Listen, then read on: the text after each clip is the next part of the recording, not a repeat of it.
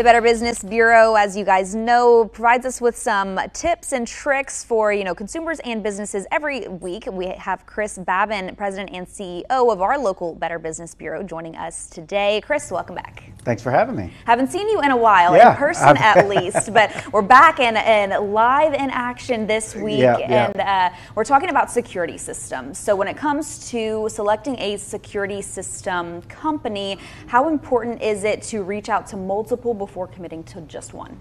Yeah, definitely. This is the time of year where we see an influx in the not so ethical sales practices of home alarm systems. For whatever reason it is, that industry sometimes has some high pressure sales tactics. So as you mentioned, it's always important, if you don't have a home alarm system, then you definitely want to get a couple quotes.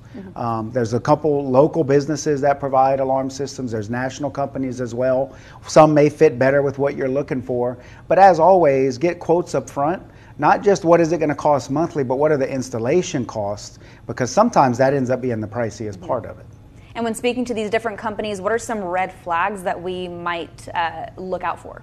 Yeah, of course, for one, the high pressure sales tactics. What we see a lot of times, even though you can be an ethical business and do engage in, let's say, door-to-door sales practices, what we see are a lot of times these out-of-the-state contractors that have no local presence, that go to local homes, knock on the door, and say that they're able to give you a great deal on a home alarm system, but in reality, you're not quite getting what they're making it sound like when they're giving you the sales pitch. And of course, there are other red flags to be on the lookout for as well, but BBB.org has this article with lots more tips for, the ins and outs of deciding on a security system company. But let's remind our viewers, what does it mean to be an accredited business by the BBB?